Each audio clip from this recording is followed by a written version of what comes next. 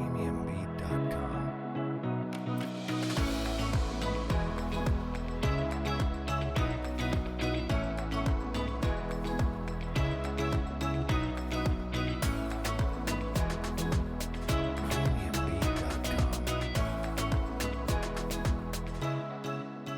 So the group we have here today is the Elementary Science Academy Follow-Up Network. It's teachers that have participated in our Elementary Science Academy, which is one of our most intense professional learning offerings. It's a 9-day intensive professional learning where teachers come to us for 4 straight days in the summer and then come back again 5 days throughout the school year, where they actually take the strategies they're learning back into their classroom, bring back videos of science learning and evidence and artifacts of student notebooks over time.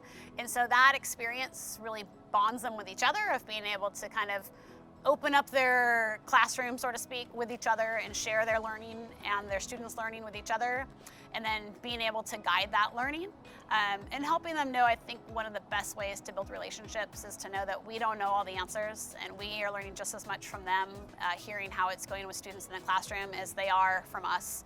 And so being able to keep that relationship going over time has really been integral. A lot of the teachers that are here today are teachers that on our NGSS resource center that we have are highlighted in our NGSS in action videos that try to provide a window into the classroom to see what it looks and sounds like when you're trying it out.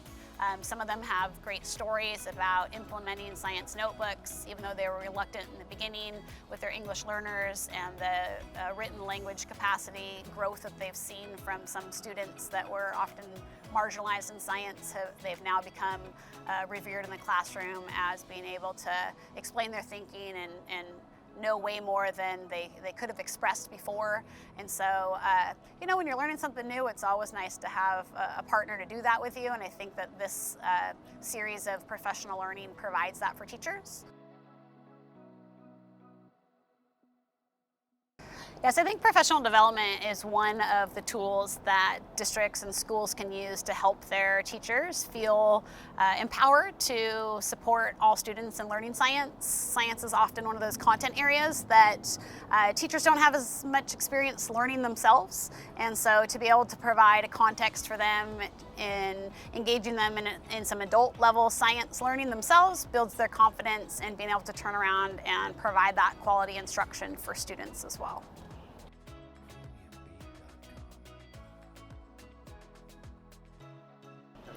Today we're looking at reviewing the 3 dimensions of the next generation science standards: the cross-cutting concepts, science and engineering practices, and the disciplinary core ideas, and really focusing in on the cross-cutting concepts.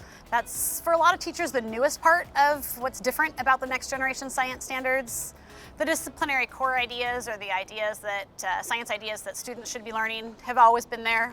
They may have changed from grade level to grade level, but the fact that we want students to learn some science while they're engaged in science learning isn't new. The science and engineering practices are kind of what students are doing, the skills they develop, and the processes of science have also been there in some classrooms, but the cross-cutting concepts are kind of new for all educators. That's the lens in which we, as well as students, make sense of the world around us. And so to be able to hone in on those in professional learning and help the teachers understand what they are, how they manifest themselves every day, and also in the classroom is really beneficial.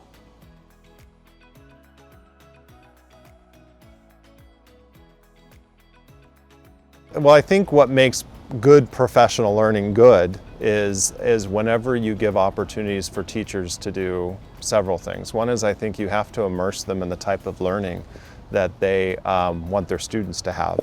I think you have to give them time to apply and connect the learning into their classroom.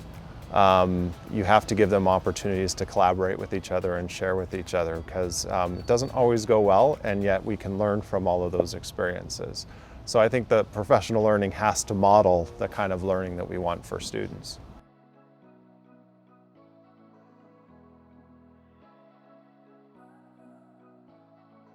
About 6 years ago, my principal sent me to this academy. So I think we were the first group that went through. It was about a week-long PD over summer.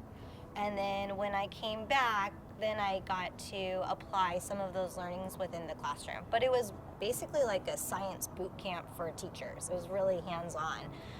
So my principal sent me from our school, and then when I came back, I brought some highlights from that, like whatever I thought was most pressing, and then I gave the PD to my staff.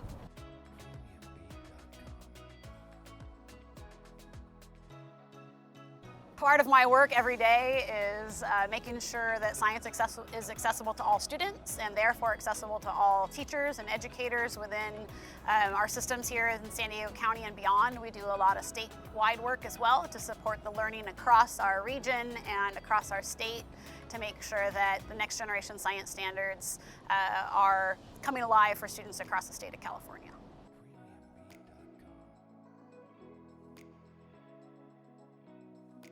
I think giving enough financial support for professional learning is important.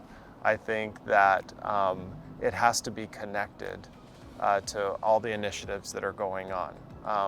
I think professional learning doesn't work whenever it's the flavor of the week, you know, that it's this week it's science and next week it's something else. So we have to be really strategic in how we're utilizing the funds we have for professional learning. But it needs to be part of what we do. If we want our teachers to be professionals, practitioners, really applying and staying on the edge of their game, we have to invest in the supports for them.